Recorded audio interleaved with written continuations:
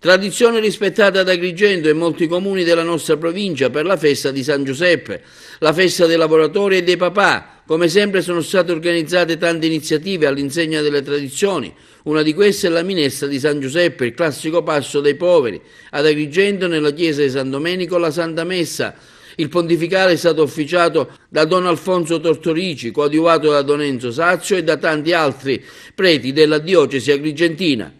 Tante le manifestazioni che avete dedicato a San Giuseppe, la messa, ora ci sarà anche l'assaggio della minestra da parte dei ragazzi dell'Istituto Niccolò Gallo, un'estemporanea di pittura.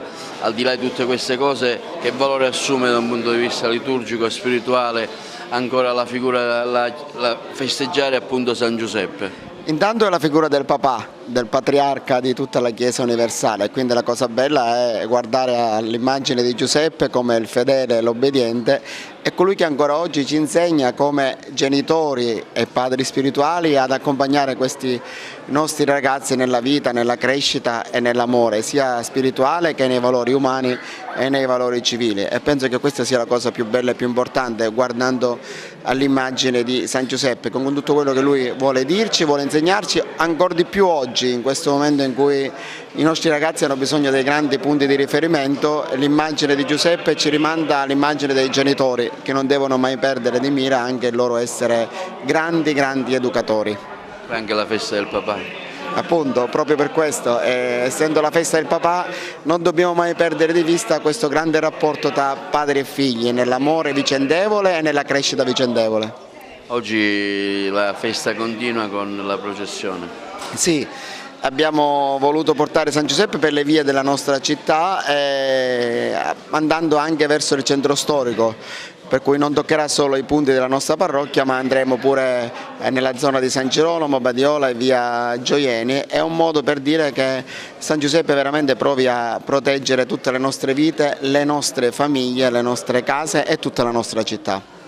Tra le attività collaterali anche una mostra di pittura organizzata dall'Accademia Michelangelo Belle Arti di Agrigento. In occasione di San Giuseppe l'Istituto Michelangelo sempre presente con alcune iniziative, oggi qui alla chiesa di San Giuseppe. Buongiorno, io sono la professoressa Montana, docente di pittura all'Accademia, sono presenti i ragazzi del liceo oltre che quelli dell'Accademia.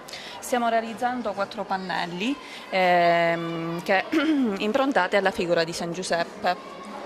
Allora, abbiamo suddiviso questo tema in diversi sottotemi, quindi San Giuseppe è stato affrontato a diversi livelli, quindi se inquadriamo i pannelli, diciamo, il discorso può diventare più semplice. Nel primo pannello il santo è visto esclusivamente nella sua santità e preziosità, quindi alcune ragazze dell'Accademia hanno stilizzato la figura del santo ispirandosi a Clint.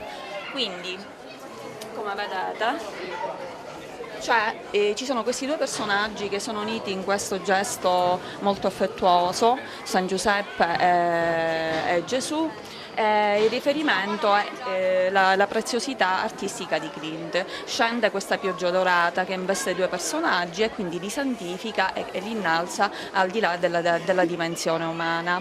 Invece in questo secondo pannello il riferimento è Picasso.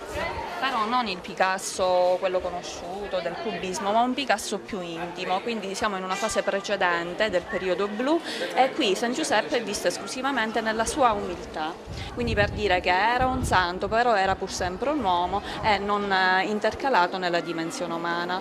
In un altro pannello diciamo che l'impronta è più surrealista, abbiamo sempre la figura del santo tipica, tradizionale, però immersa in una dimensione surreale.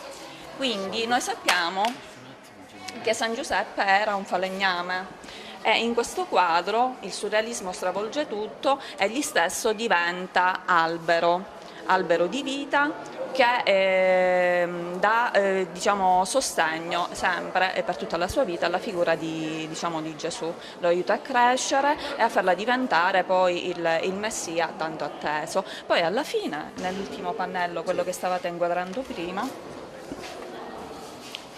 rappresenta un'icona però simile alle vetrate artistiche, poiché la santità è soprattutto gioia. Questa gioia si esprime nei colori, in questa vivacità, in questa esplosione di luminosità. Questo insomma è quello che gli alunni hanno voluto fare, quindi far emergere questa figura del santo a diversi livelli, esprimendo se stessi e le loro doti artistiche. Mi ripete il suo nome? Montana Lampo.